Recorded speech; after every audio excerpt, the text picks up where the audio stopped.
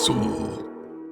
Hey guys, Vaughn here, comic book creator and writer, and I am doing a review of YAIRA #1 by Rippaverse Comics. It's written by Jen and Sylvia Soska, and its art is done by Deborah Corrida.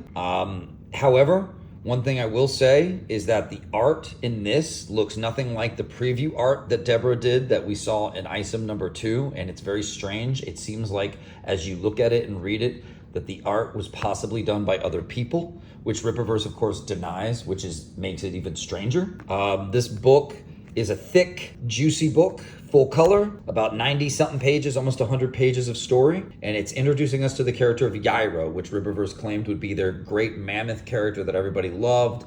And that was gonna blow our minds. That was gonna make a lot more money than their other campaigns that they've done so far. They've been very successful with making, I think, about $10 million or more off of selling these comics. They've done about 4 comics now in about 2 years. And I hate to tell you guys this, but YAIRA is just another one that I didn't really enjoy. I'll get into it. This review will have spoilers. It's gonna be honest. I'm not gonna hold back punches. This book and the way Rippaverse makes books is they claim they've invented this new superhero universe for us to enjoy that's going to be free of politics and woke stuff, that's not going to have the same tropes that we see in Marvel and DC a lot, maybe too much these days, that's turned off readers. The feminism, the girl power stuff, the propaganda stuff that you see in Marvel and DC has completely turned off longtime readers. They aren't selling books as well as they used to. So Rippaverse came and said, we're going to solve that. We're going to make it better. We're going to give you stories like you remember growing up. We're going to give you great aspirational heroes and characters. Unfortunately, I read this and there's nothing aspirational about YAIRA at all. This will have spoilers. Whew, let's get into it.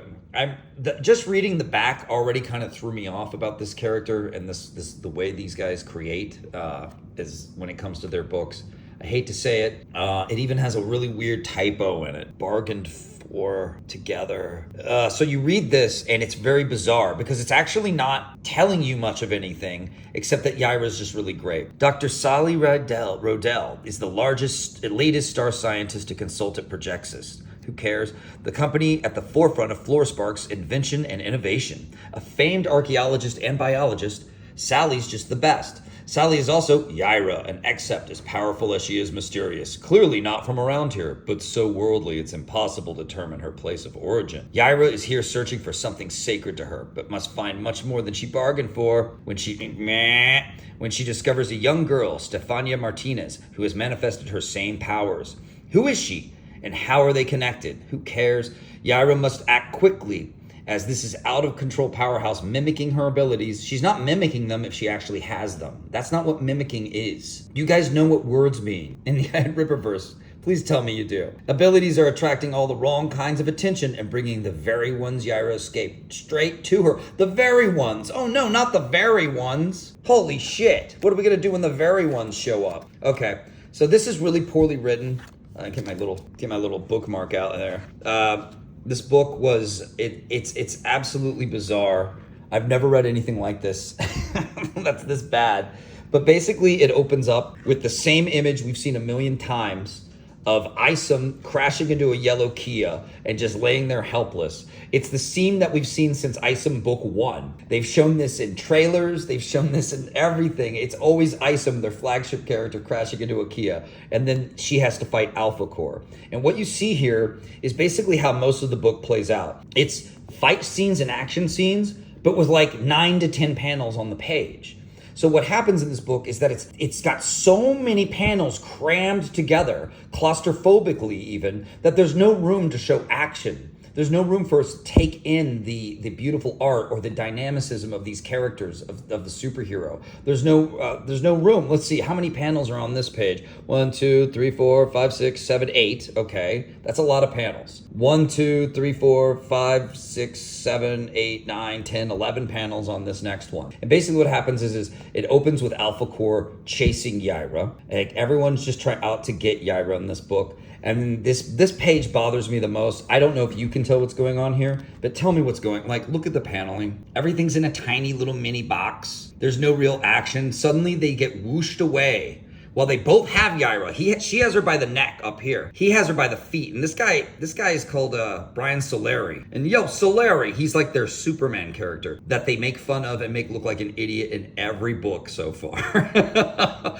So they both have her, but then in the next panel, they don't have her, and there's wind around them, and she's falling, and it doesn't make any sense. They didn't lose her. She never shook free.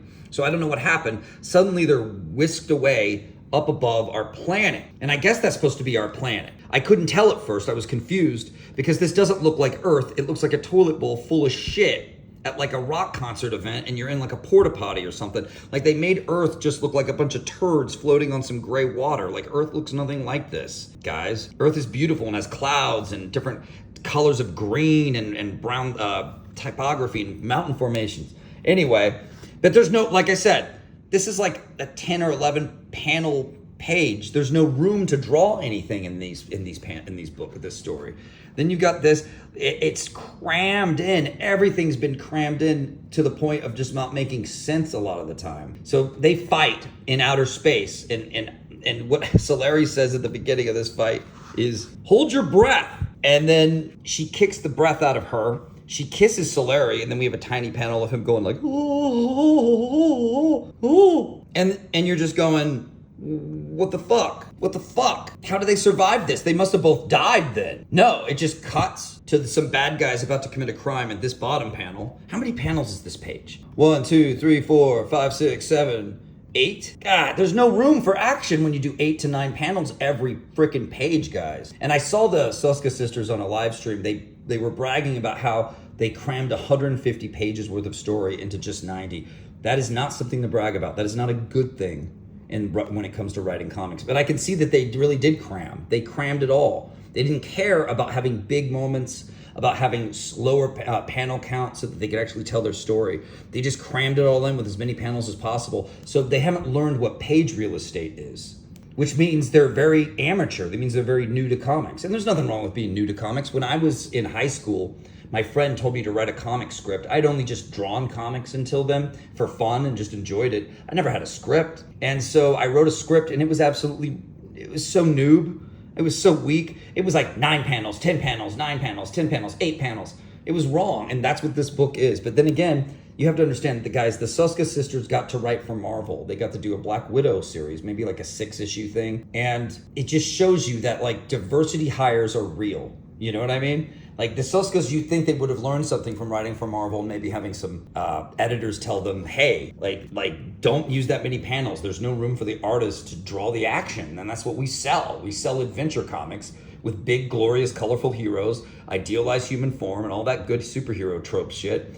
Like, we don't have room for this shit. But apparently they got to do that for YAIRA. They didn't learn anything. They just do a bunch of panels and hope people can handle it. So after that, she basically murders them in outer space. It just cuts to them on the news, bitching about YAIRA ineffectually, threatening her. And then we have this scene, which is like the scene that they used for a live action trailer. Let me tell you guys something about this live action trailer, okay? It's really funny. It's really sad. And YAIRA talks like this. Hello, with a big atoms apple. She talks like this, she says, and she doesn't say adapt or die in the fucking trailer. She says adopt or die, okay? She says, you took that like a chomp. She says all these crazy things. That poor actress, they made her speak in a silly fucking accent. It made everybody fucking laugh. It ended up being so embarrassing that they had to release an animated trailer for YAIRA later after that to kind of make up for it. It was really ridiculous. So that scene's right here. I'm going to skip some pages for the copyright gods. So basically what happens is after YAIRA shows up to randomly kill this chick. Now, let me tell you something about this chick. She has what we call the mental illness haircut. She's got the eyebrow piercings. She's got facial tats. Do you understand? Okay? This is everything trope-wise that people are sick of in comics. No one wants to see this. We call it the mental illness haircut for a reason. If you meet a girl who has this haircut, don't worry. She's going to let you know she's mentally ill before your conversation's over and brag about it. And we also know you don't like your dad. We get it. But this haircut has been out of style, in my opinion, for so long, and yet whenever feminists write books, they just can't help it. They gotta put a chick with a half-shaven head in it. It's just still going strong, even in Rippaverse.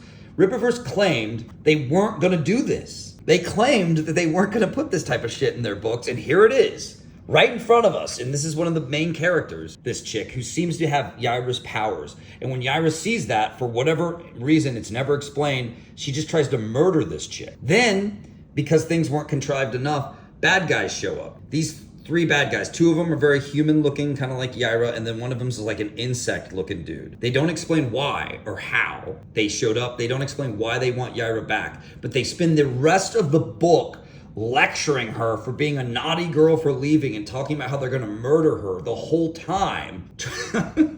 And she just runs for it. So, and then as you can see, like 1, 2, 3, 4, 5, 6, 7, 8 panels. 1, 2, 3, 4, 5, 6, 7, 8 panels. 1, 2, 3, 4, 5, 6, 7, 8 panels. 1, 2, 3, 4, 5, 6 panels. Fucking thank God, 6 panels. Wow, what a break. 1, 2, 3, 4, 5, 6, 7, 8, 9, 10 fucking panels. 10 panels. How many here? 1, 2, 3, 4, 5, 6, 7, 8 panels again. So yeah, basically this is a book with too many panels. There's not enough room for the art to breathe or to show us the action or the dynamicism. It's very claustrophobic. So when you do see action, it's always very tiny. It's all tiny. We got to see the wheels screech. We got to see YAIRA here with all these different characters in a tiny little box.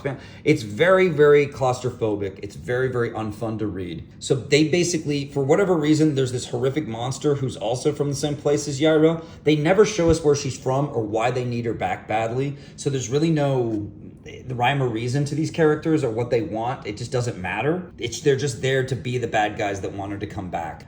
They could have shown her in that world and why she left more. They really don't. They don't care. They don't care about that. They just want, and I don't know why there's an insect man from her world who turns into a monster, but they chase her to a Texas oil rig field and they fly over it and they say, hey, YAIRA, you know, they threaten her. That's all they ever do is they just talk shit to YAIRA the whole book in every single panel. Even when they're fighting her, they don't take a breath. They have these lectures for her, but she pulls out a lighter from her frickin' yoga pants and says, you don't effing mess with Texas. Smiles again. She's already smiling here. Click, throws it. What? Tink, flies away. Boom. How many panels is this? 1, 2, 3, 4, 5, 6, 7, 8, 9, 10, 11. 11 panels to have her pull out a lighter and throw it on on an oil rig.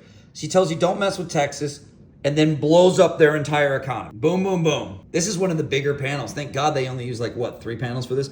Woo! Finally, a break. This should have been a splash page. It should have been a splash page with a huge explosion filling it up. That's how you do comics. That's how you do it. Nope. But yeah, you don't mess with Texas, but you'll blow up their fucking oil economy. Let's skip some more pages here. So then Alpha Core shows up, and these bad guys are going to use this girl who's with her mental illness haircut, who's manifesting YAIRA's powers to like rob banks and do naughty things. But then Alpha Core shows up to arrest her. The bad guys are healing up. And then things start getting weird. They release these bugs, whatever. They shouldn't even be a big deal, but we have to deal with it. And then YAIRA decides she's coming to save this girl or whatever, or get her. So she comes into where the prison is, where they're interrogating her, and she just lets everyone out. And instead of them all running for it like they would, they all start fighting each other.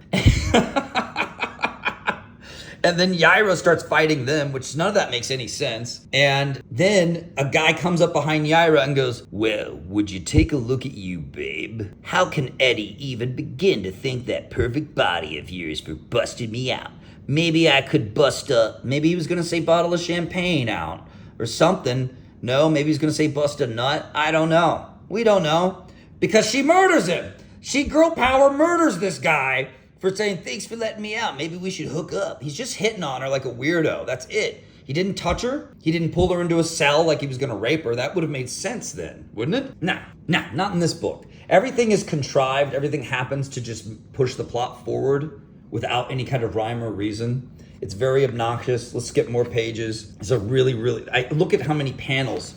And you start to notice that they just talk constantly. There's not enough room for a lot of the word bubbles in these pages because there's too many fucking panels. Anyway, so you get to YAIRA fighting bug guy, and then he shoots her with like abdomen lightning here, and it goes through her torso and puts a hole through her body, and then somehow she escapes. Don't know how. She should have been like on her last legs and this guy would have finished her off. He's too busy lecturing. Everything he says is a big freaking lecture, you know? And then suddenly YAIRA, this is the weirdest thing I've ever seen in my life. There's a poor janitor cleaning up this projectus where YAIRA works, and everyone tells her how great she is or whatever.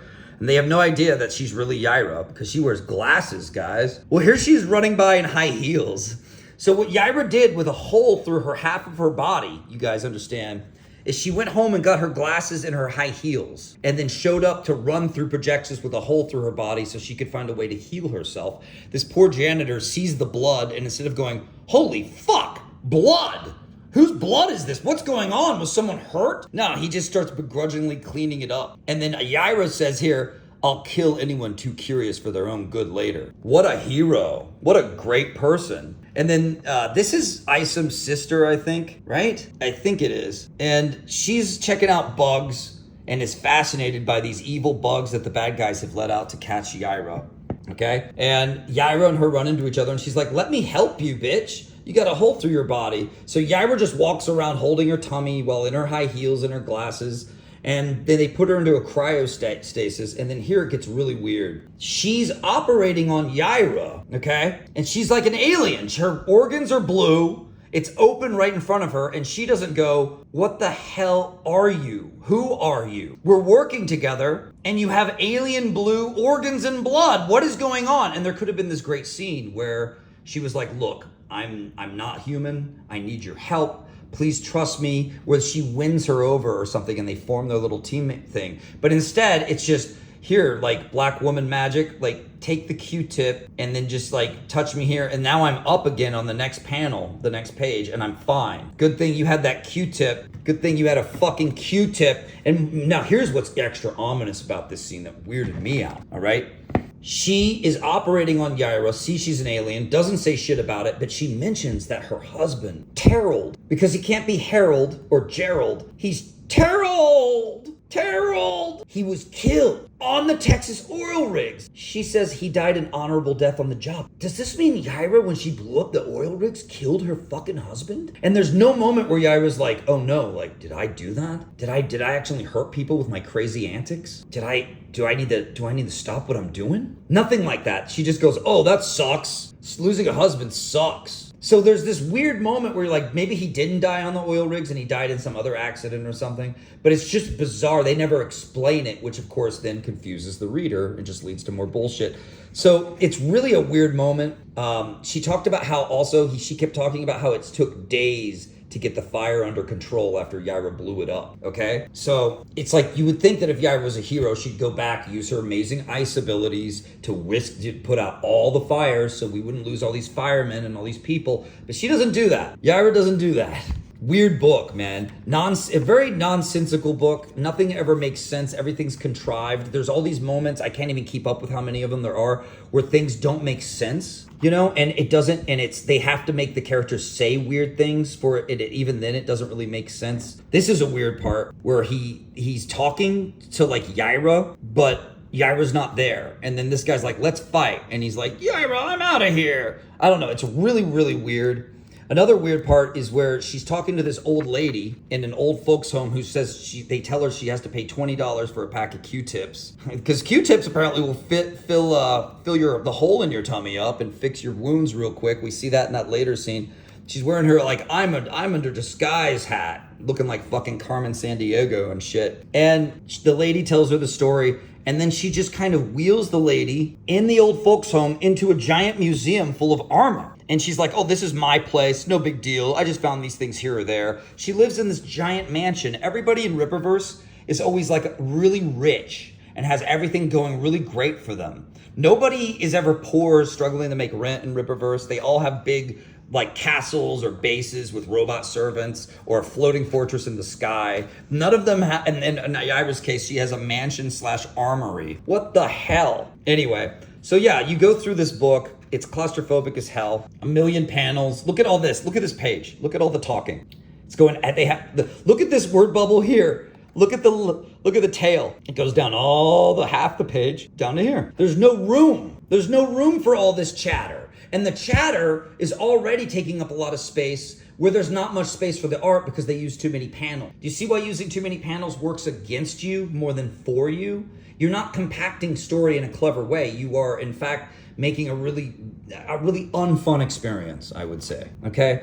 So they have another fight where they lecture them, and then Alpha Core shows up to be on her team for no good reason. They don't have a moment. There's no moment where Alpha Core and her go, we need to set aside our differences for a second. That doesn't happen.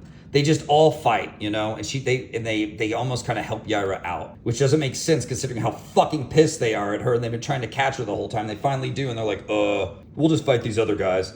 So it's not that nothing is ever explained. It's all very contrived.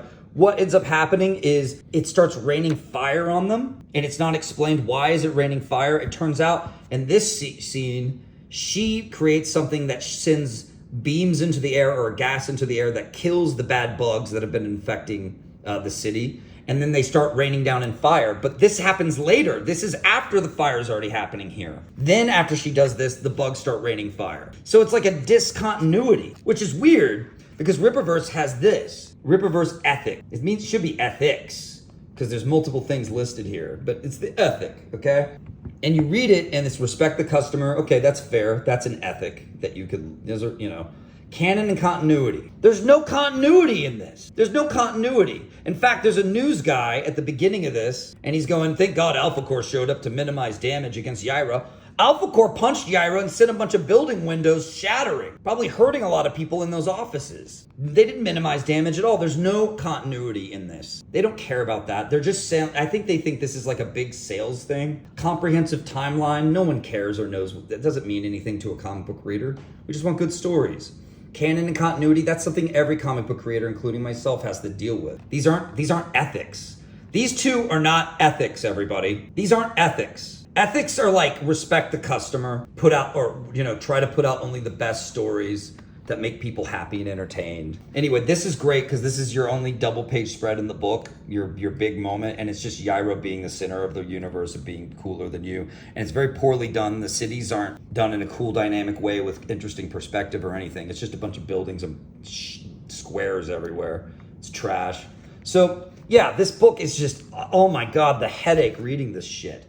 There's nothing to like about YAIRA. She's a selfish asshole. Then finally, when the book gets to talking about her past for no good reason, she just starts talking about her past out of the blue. That uses lower panel count. And look how much better this looks and feels. 1, 2, 3, 4, 5. That's good. Look at this. It's more readable. It looks like a real comic again. It's not just pages crammed with chatter. Crammity-rammied. So YAIRA then, she reflects on her past and about how she dropped down naked and then just started immediately making out with the first man that found her, okay? But she fell in love with him, and it was nice. And she made a bunch of babies and was this crazy hunter with her spear and joined the Viking ways and gave him a magical sword from the game Skyrim, okay? That's from Skyrim. And, like, they don't really know what they did with the sword. You figured he was buried with it because you can see it here. So she's a goddess who outlived all the humans. She outlived her children. See, this part actually tells a bit more of a story, you know? And you think that he'd have the sword buried with him. You find out later he doesn't. She doesn't go to his grave and go, sorry, my love, but I need this sword to fight the bad guys. She finds the sword just sticking out of the volcano conveniently later. This is what I'm talking about. Stuff like that happens this whole fucking time in this book, where you're like, how contrived can this get? She needs the sword, so it's sticking out of the volcano. She needs someone to fix her up, so Altona's there to help fix her up with a Q-tip. She needs this, so it happens. It's called contrived writing, and it's some of the worst ways to write something. She visits Solari, and instead of freaking out on her and whooping her ass, they have a chat, and she says, oh, we should file for divorce because I'm a fucking girl boss. I see you too much. Really lame. It goes right back to being lame. Time for the big final battle. Somehow, they're at the volcano she was at when she was in Norway in the past.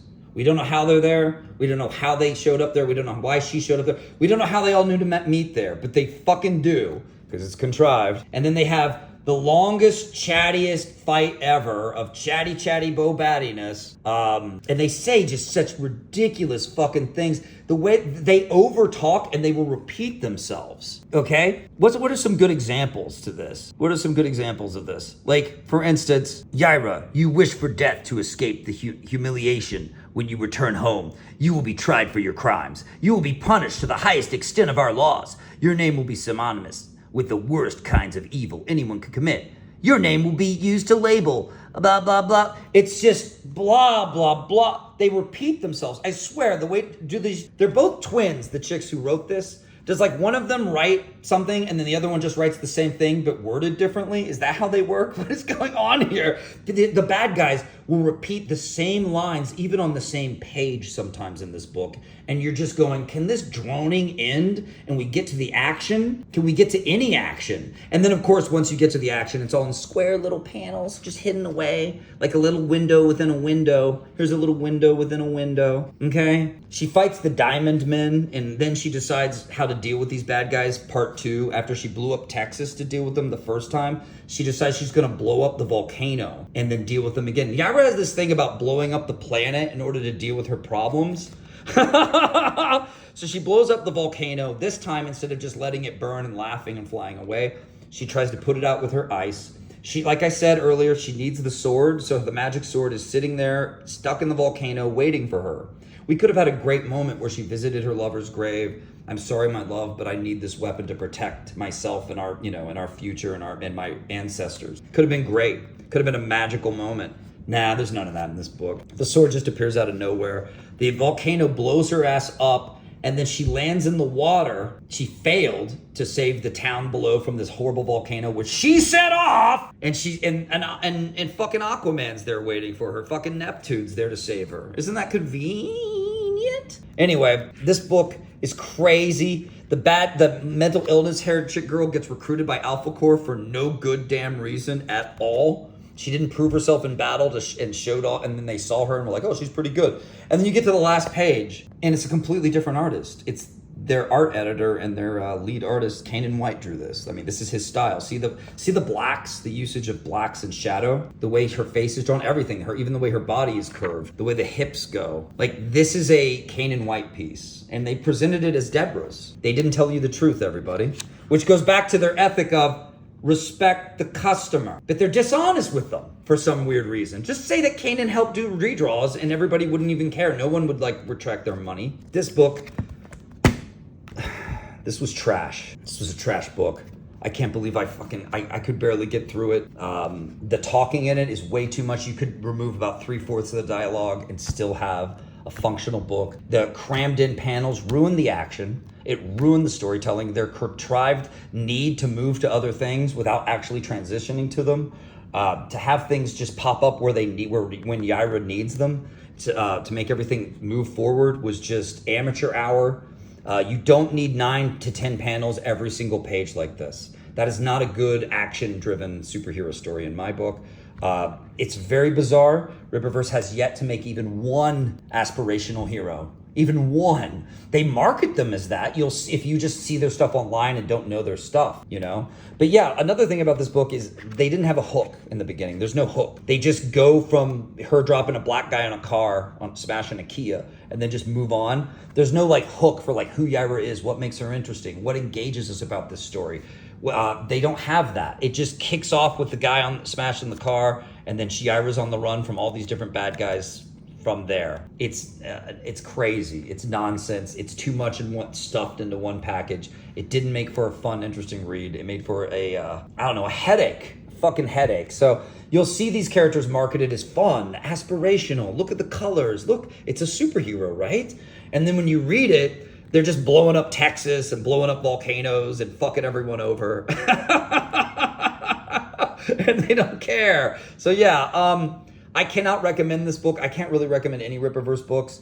Yeah, if you want heroes, you're not going to find them here. They act like villains. It's poorly written. It was really hard for me to read this because the way they did dialogue, the way they all talked was really stupid with a lot of bad fonts. I couldn't stand it. So read at your own risk. I don't think this is something superhero fans are actually coming out for or talking about or interested in.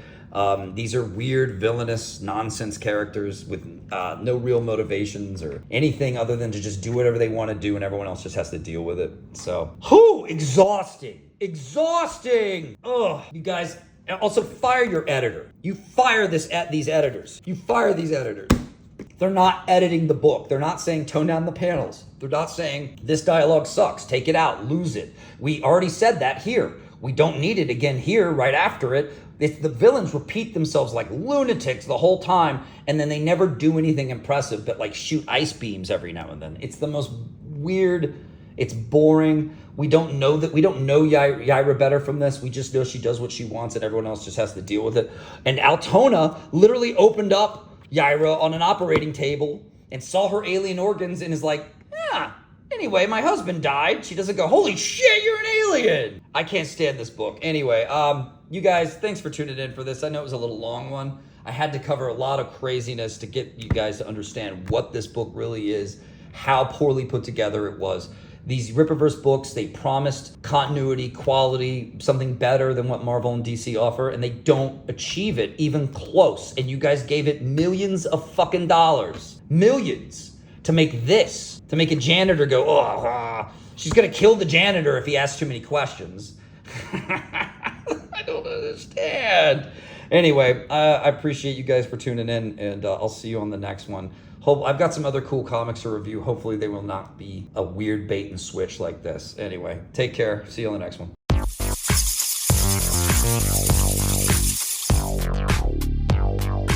Vons Haunted Castle.